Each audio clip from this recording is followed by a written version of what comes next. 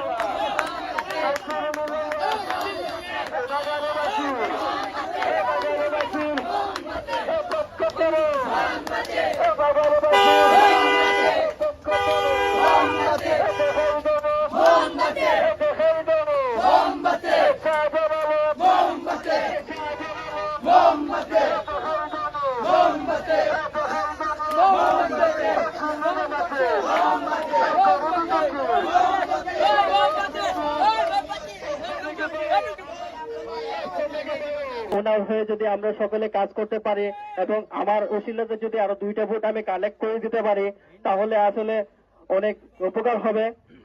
ওনার মতো লোক আসলে আমরা পাবো না। তার কাছে যে আমি এসে দাঁড়িয়েছি এটা আমি অনেক শুকরিয়া আদায় করছি। আসলে তার কাছে আসার যে মানে সেই সুযোগটা তো আমরা পেতামই না, বরং কি বলবো, আর খুব আনন্দিত লাগছে। আমি এটাই অনেক উপকৃত, আর কিছু বলছি না।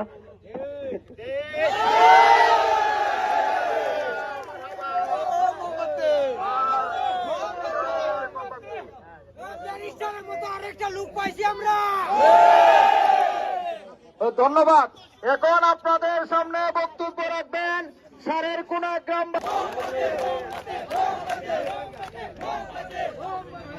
আসসালামু আলাইকুম। আমাদের সামনে আমাদের হুজুর আসছেন, তাই হুজুর আমরা সুন্নতের নয়নমণি তাই মোমবাতির কারণ অসুবিধা হয়েছে নাকি তা হয় আপনারা